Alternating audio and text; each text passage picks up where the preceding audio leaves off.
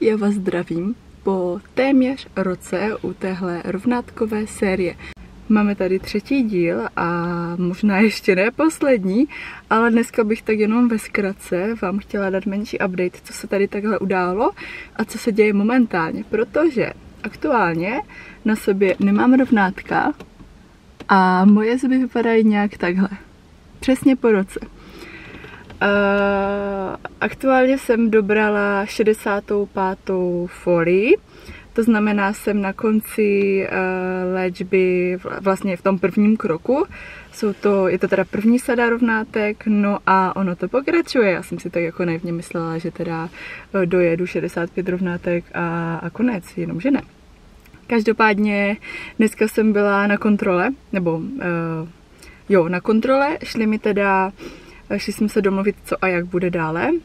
Vypadá to teda takhle, že dneska mi sundali mi attachmenty, úplně všechny, takže poprvé cítím, jaké to je být s relativně rovnýma zubama a bez attachmentu. Sundali mi, nebo vytáhli a vykroutili mi i ty šrouby, které jsem tam měla 4. To, co byla ta nejvíc nepříjemná bolest, co jsem kdy zažila, tak dneska jsem se toho konečně zbavila, ale naštěstí to vytahování bylo celkem v pohodě.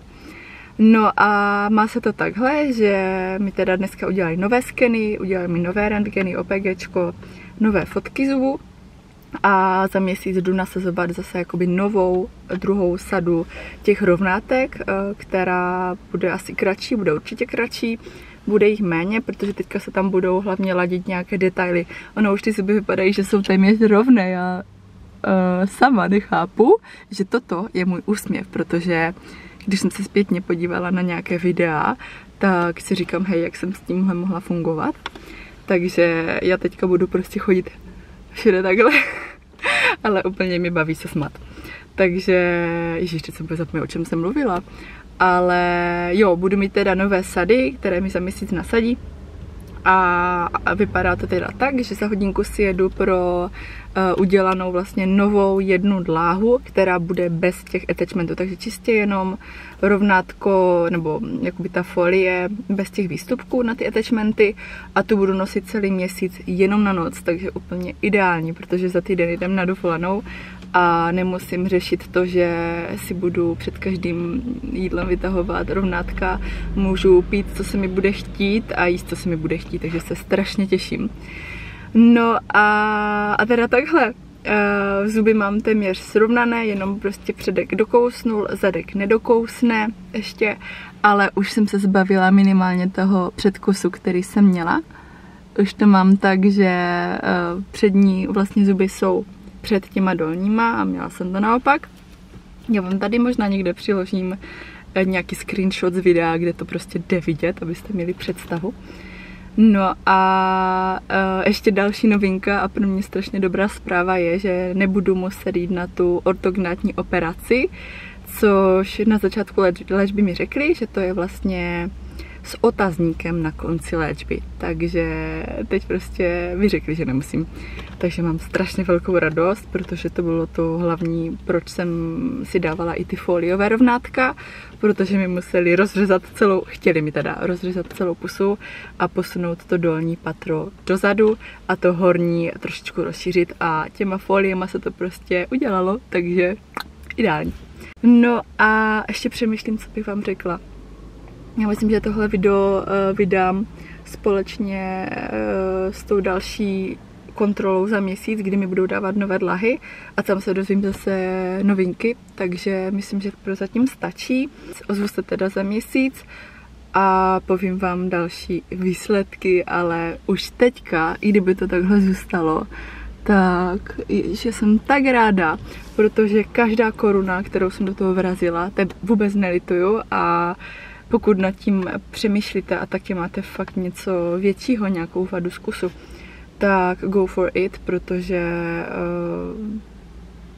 je to super. A hlavně, když já jsem nedokousla předními zuby, tak teďka můžu v pohodě kousat jídlo a ona mi nevyjede z té pusy, takže takové problémy jsem řešila, no. Nebo vlastně neřešila, mě to bylo jedno, ale jo, začala jsem to řešit. No, takže tak, já si za hodinku pojedu pro ty nové měsíční folie bez attachmentu a ozvu se vám zhruba za ten měsíc, kdy budu mít nové dlahy. Tak zatím. Tak, já jsem zpátky, ozývám se po měsíci s čerstvě vybroušenýma zubama. Já jsem teďka vlastně ten měsíc nosila dlahy jenom na noc. Bylo to super načasování, protože jsme byli na dovolené a strašně se to hodilo. No a momentálně jsem byla teda na další konzultaci s tím, že jsem dostala nové folie a doufala jsem, že jich nebude moc a je jich přesně 17, takže posledních 17 dlah by to mělo být a potom to vypadá, že jakoby konec, ale ještě dlouhá fáze udržování, ale už by tam neměly dít žádné další posuny. Takže 17 dlah, vychází to na zhruba nějakých 17 týdnů, možná méně, možná více, uvidíme. Pak já na 3 týdny za 2 měsíce jedu pryč a prosila jsem doktory, jestli mi to nějak neudělají tak, že bych to nosila jenom na noc, protože budu v podmínkách, kde není úplně hodně dobrá hygiena a nechci to prostě řešit, když budu někde na cestách. Takže jsme se domluvili a je to OK. No, každopádně, co mi dělali dneska? Dali mi teda nové attachmenty a naštěstí už jich není tolik, jo, mám jich 6 dole, 4 nahoře, 4, 6, nic takového. Předtím jsem to měla téměř na všech zubech, takže je to mnohem jednodušší. Nemám to už ani tady dole, je to prostě jenom tak spíš po těch bocích, takže ideální. Ale co jsem dostala, tak znova jakoby gumičky z vrchu dolů, ale už jakoby na furt, že musím nosit prostě ideálně pořád, což jako nechce se mi, hlavně to vypadá fakt blbě. Teď jako nemám žádné rovnátka na sobě, ale vypadá to blbě. Když otevírám pusu, tak to vypadá, jak by se mi žvíkačka prostě nalepila z každé strany jakoby ze spodu nahoru a no, vypadá to nechutně. Každopádně to je jedno, za chviličku bude snad konec léčby a hrozně to uteklo. Ale já přemýšlím, co ještě. Asi nic. Vypadá to dobře, léčí se to tak, jak by se to léčit mělo a ještě lépe, že jako fakt není třeba ani ta operace, ani prostě žádné velké invazivní zásahy. Možná, pokud by to ještě nešlo, protože pořád se snaží ten spodek mi zasunout ještě dál do pusy, tak pokud by to nešlo, tak by mi museli dát ještě 2 šrouby, takové. Ta nejhorší bolest, co jsem kdy zažila, tak byla přesně tahle, ale zatím to není třeba. Brousili mi ty zuby ještě dneska, ať se to prostě více vtěsná. A tak, to je všechno, myslím, že to můžu ukončit to video. A ozvu se možná třeba úplně na konci léčby, já myslím, že už není úplně o čem se bavit, každopádně pořád to říkám, je to ta nejlepší investice, kterou já jsem mohla prostě udělat. Úplně mi to změnilo život, jestli si pamatujete ty první videa, tak prostě já jsem měla ty zuby dolní prostě jak harmoniku. Baví mě se smát, baví mě mluvit, protože mluvím i daleko jakoby lépe vyslovuju. Jo, že fakt jsem to tehdy tolik nevnímala, ale měla jsem s tím problém. Neutíká mi jídlo z pusy. Je to super. A hlavně tady v Oldřichovicích v Aragmě, tady chodím, tak to můžu moc doporučit, protože tam jsou hrozně šikovní.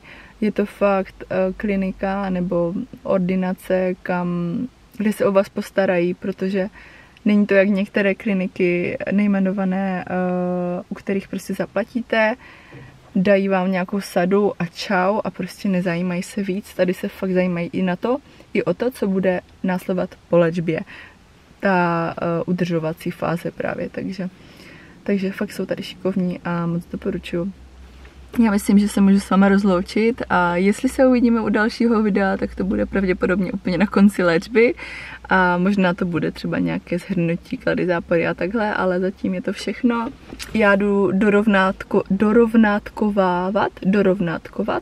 dorovnátkovat posledních 17 folií a kdyby to vyšlo do Vánoc, tak ty rovnátka budu mít rok a 4 měsíce třeba. Takhle nějak by to mělo být. Jakože kde se ty zuby vlastně posouvají, pak už je ta udržovací fáze, takže bomba, protože mi říkali 3 až 5 let. Což reálně s těma udržovacíma může být. Uvidíme, who knows. Tak se mějte hezky a pokud nad tím uvažujete, tak už nemusíte. Fakt to stojí za každou tu korunu, kterou jsem do toho investovala. Není to málo, to vůbec, ale je to prostě investice do vás, do vašeho zdraví, do vašeho sebevědomí a stojí to za to. Tak se mějte pěkně, čaute.